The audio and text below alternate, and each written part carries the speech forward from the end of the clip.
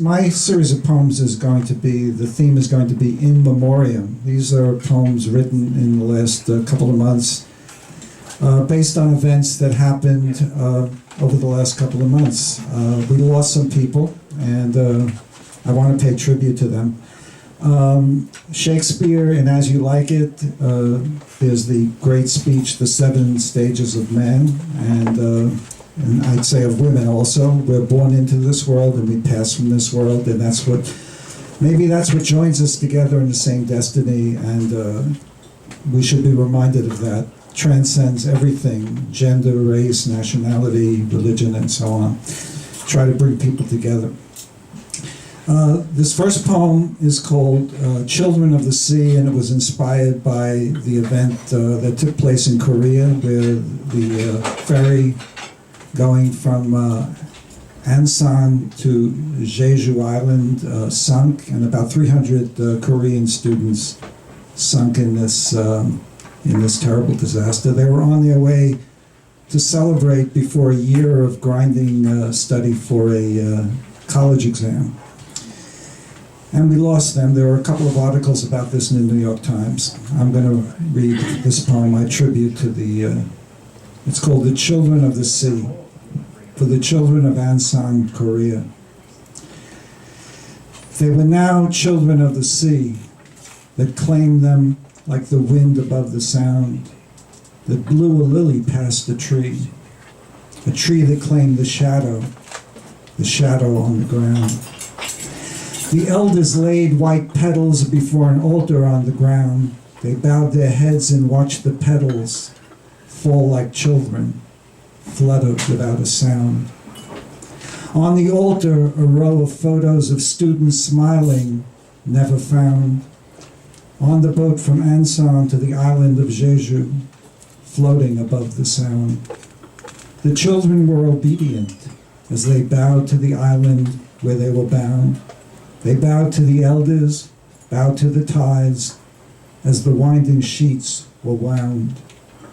The whales were singing questions, even the sharks made not a sound, as the parents watched their children float to islands above the ground. Some say the whales are weeping, though none can hear a sound. The moon floats in, the planets spin, the earth turns round and round. The petals wilt, the petals fall silently to ground.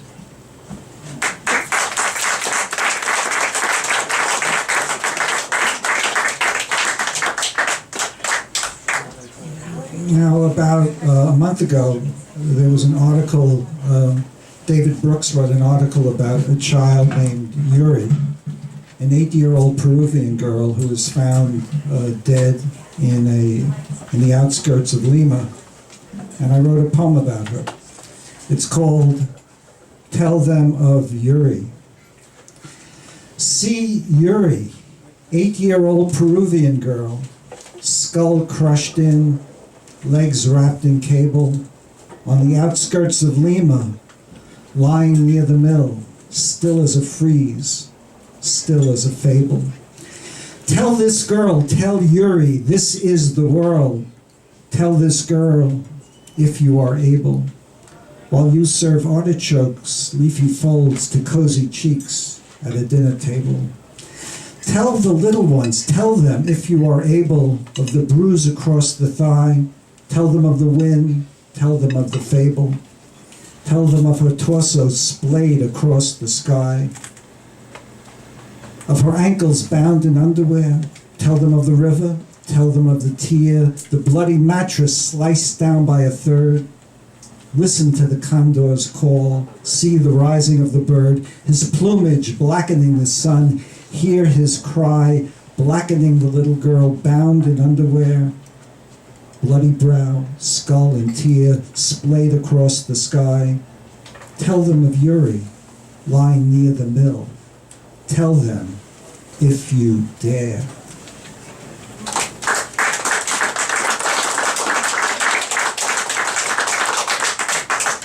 This was also inspired by an article in the New York Times. It's called Shanty by the Tracks. It was an article about Twin Branch, West Virginia, And in the article and in my poem, there are three characters. There's Mama Marie, her son is named John Boy, and her neighbor Sabrina. Shanty by the Tracks. In Twin Branch, West Virginia, where paved road gives way to dirt before winding up to pines. In Twin Branch, where life folds, and the graveyard has no signs. How's John Boy? Sabrina asked Marie one white winter morn, black dirt winding round the pines. John Boy had another seizure the other night, said she, staring past the graveyard, staring past the pines. He's in the undertow, said she, in a hole, no way out, here in a shanty by the tracks. She drizzles honey on a homemade biscuit in a bowl, stares at ants crawling round the tracks. I'm 30 years old, carrying my life in a pack, said John Boy, as he stared across the track, staring past the graveyard, past the pines, staring down the bowl, looking for a sign. Mama Marie said, there ain't no signs here in Twin Branch, in the shadow of the pines. The sun hasn't risen since the coal mine left the town. John Boy dropped his spoon, but it didn't make a sound. It didn't make a sound as the planet spun around, as the undertow came in, 'neath the shadow of the pine. As John Boy and Marie listened for a sound, they stared down the bowl, looking for a sign.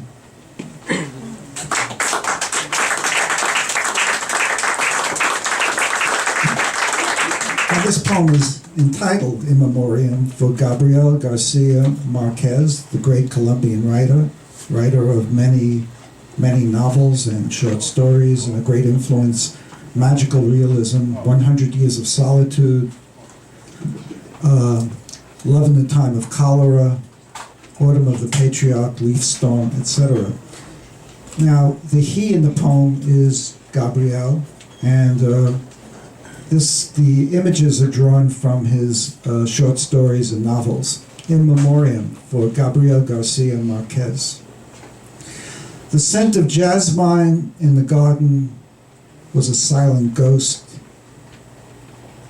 Gabriel walked with him, he talked with him. Was this the Lord of Hosts? He saw the drought, the killing flood, the plague of locusts cross the skies, a rocking chair floating in the mud, a skull graced with water flies. His father painted his workshop white so the child could paint his tears. He saw a fountain filled with blood so the child would paint his prayers. Plagues of insomnia, a cluster of grapes containing the secret of death, an all-night rain of yellow blossoms containing the secret of breath. He saw cattle branded by man splayed across the sky. He saw the chain, the rusted can, the rotted fruit, dining with the fly. In the end, he returned to the garden with jasmine in the air. He walked with the ghost, the Holy Ghost, and offered him one tear.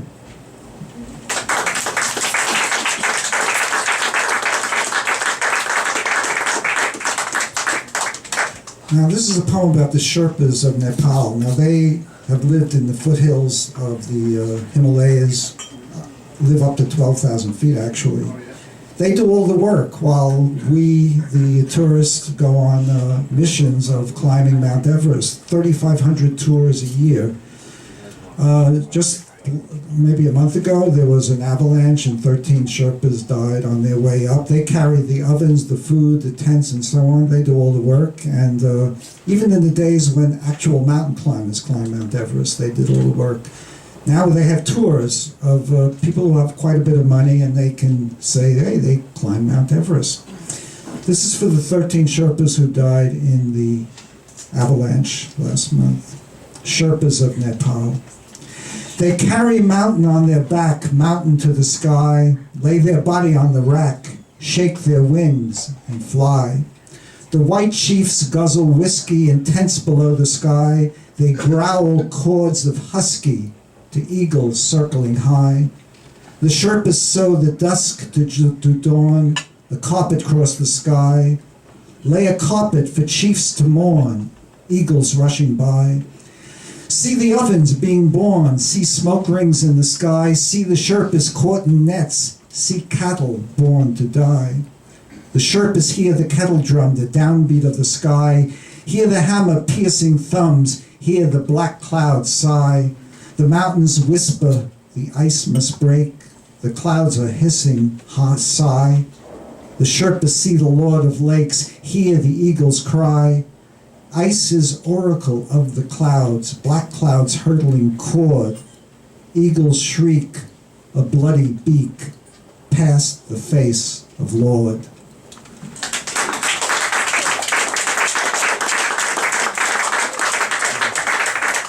Diane and I just got back from the Carolinas, and we were there to see the blossoming of the beautiful flowers and trees. Except when we got there, we found out that many of the trees are dying. When we looked out over the landscape, you see a lot of black trees. Now, how did this happen? Well, there's a worm that's invaded these trees and has been killing them since the 1970s, and nobody's been doing anything about it. Plus, acid rain and carbon emissions. Carbon emissions are killing these trees, so we didn't quite see the beautiful trees that we expected to in the middle of April. This inspired the poem, In the Forest of Dying Trees. In the forest of dying trees, ask the skies, ask the leaves, ask the worm curling white, sipping on the blood of spite, sucking white from moon of bone till the moon must atone for ashen craters born of need, sipping on the stone of greed. Ask the fly, ask the mite, if leaves can find the Lord of light. Ask the river to atone for springs that turned to moon of bone. Ask the bee buzzing black why the field is on the rack, why the sun is folded back, why the trees are buzzing black. In the forest of dying trees, ask the skies, ask the leaves.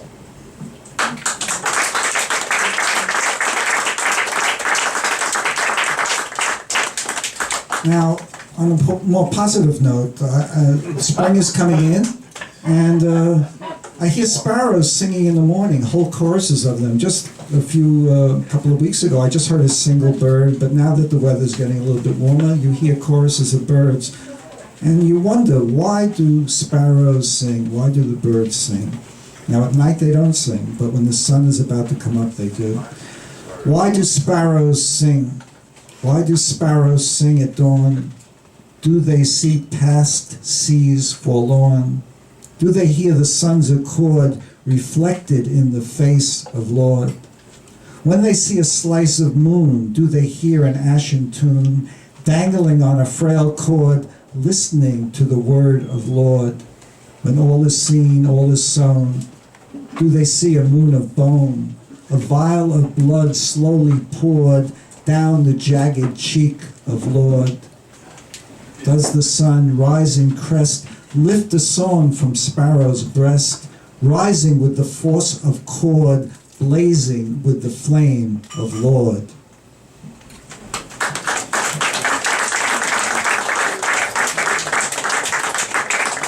Now, this just recently happened, so I definitely want to read this now before people forget about it, but hopefully it'll be understood years from now.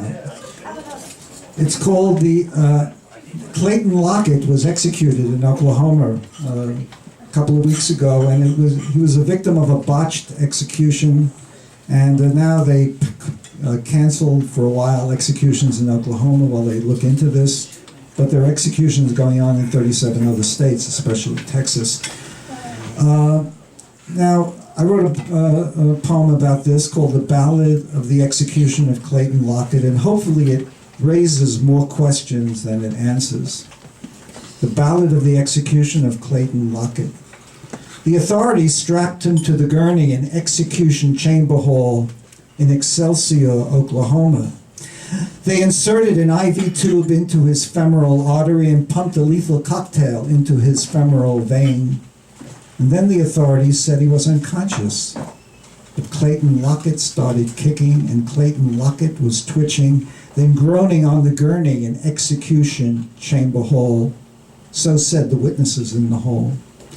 Some witnesses saw Clayton rise. Some witnesses saw him fall. Some said he cried out, "My body is burning." Some said he cried out, "The Son of Man." Some saw him move his lips, but they heard nothing at all. Some said they saw the world turning on a strand, turning like a strand of finger past the Isle of Man. Some said they saw a woman in white arrive, the woman that Clayton had shot and buried in ground, alive. Some said she held a crucifix in a shaft of light above his head. Some said they heard her murmur, "The owl must be fed." Where was the minister to put a wafer on his tongue? Where were the beetles, the flies circling the dung? Where were the strings winding to taut pitch strung? Why did the choir move their lips but no melodies were sung? Why were hunched bodies inching toward Bethlehem, slouching toward a crumb? Why was the dial pointing to zero? Why were the sparrows struck dumb? Where was the choir of glass? Where was the Lord of Flies? They had all been invited to call to witness the death of Clayton Lockett on the gurney in Chamber Hall.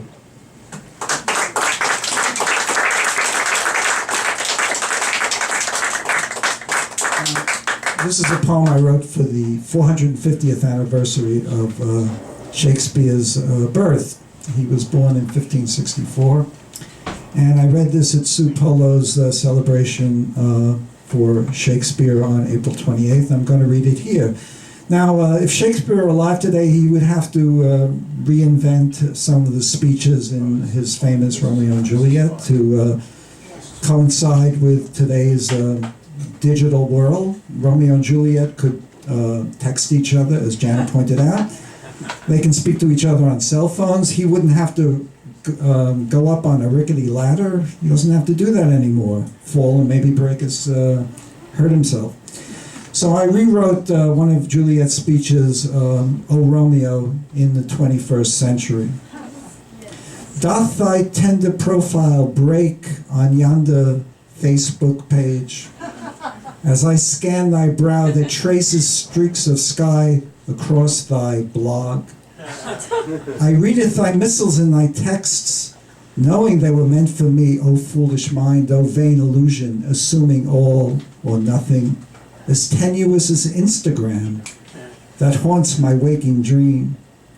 How fortunate that I can text thee in this virtual manner, avoid your risk of scaling my balcony and falling to my dismay and scraping thy knee, or more, scarring thy pate, thy profile, so that virtual clouds would weep virtual tears, for earth could not bear to lose thy unearthly beauty. No, my lord, thou canst text me from thy room and keep secret our hidden melodies from our families, the Capulets and Montagues, who would break with cruel intent and delete the bond that lashes me to thy soul. Yes, send a brief tweet if thou canst, and hold thy tablet close to thy breast, closer to my doom, knowing that my heart beats against the glass of thy chat room.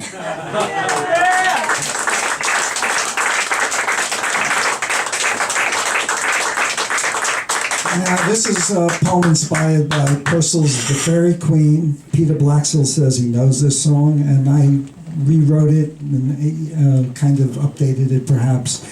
It's called Song of the Drunken Poet. And after having several drinks here, I hope, we can all sing this song together. Song of the Drunken Poet. I'm drunk as I live, boys, drunk. I'm a scurvy poet, and I'm drunk. Spin me round, pinch my trunk. I'm drunk as a punk or a monk. Warbling nonsense on the green, grovel before our fairy queen. I kiss her heel, kiss her boot, hear her howl, Rudy, toot, toot. And I'm drunk boys on the ground, pinch me sharp and sound. Vapors cloud my eyes, I pray to Lord of Flies. And I stammer horsey sounds, for fracture rhyme and verse, listing out of bounds, stammer in my haste. Words that make no sense in past or present tense. Pinch me on my tush when I murmur lines, shay, shush. I'm a smarmy poet, but seek thy praise. Want to repent my scurvy ways. I'll write a sonnet to cups that raise and rend my voice in stammered phrase.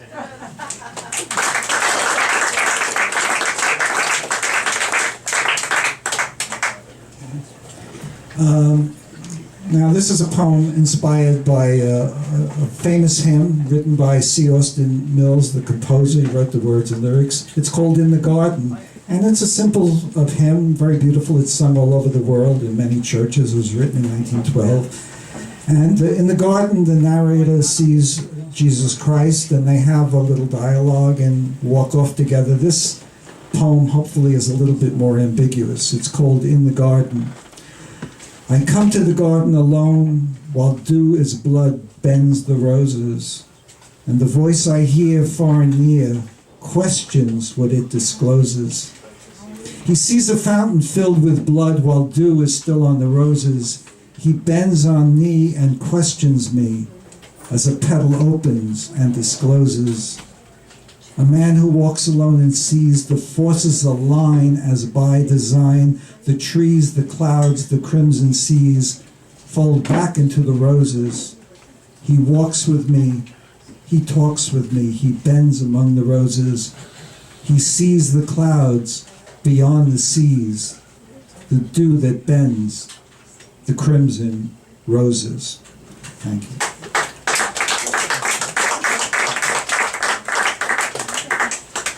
Okay, I'm just going to do one more poem.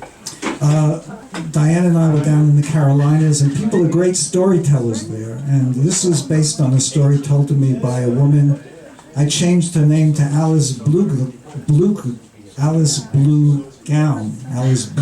which is a song.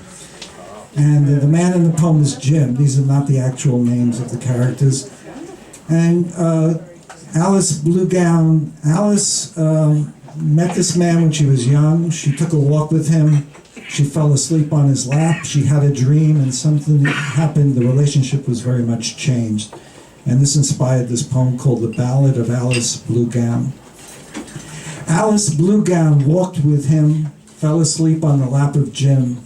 Alice Bluegown trusted him. She sunk into the thigh of Jim. Fragile wire of the moon strung across the lace of sky, folded across the face of Jim, sunk into the thigh of him. He folded Alice in a sigh, the world of light folded dim. Alice folded in the thigh of Jim. She dreamed fire, she dreamed sky. She dreamed a voice, a fragile tune strung across the face of sky, glistening in a lace of moon, embroidered in a lace of sky. She heard the voice of Eden's light, she heard the voice of Eden's fire. She saw a tablet, a drop of rain. She heard the petal of desire. Alice awoke in the lap of Jim. She woke to his dim great gaze. He said she was a stranger now. She was a shadow in his blue gaze. Alice Bluegown walked with him, fell asleep in the lap of Jim. Alice Bluegown trusted him. She sunk into the thigh of Jim.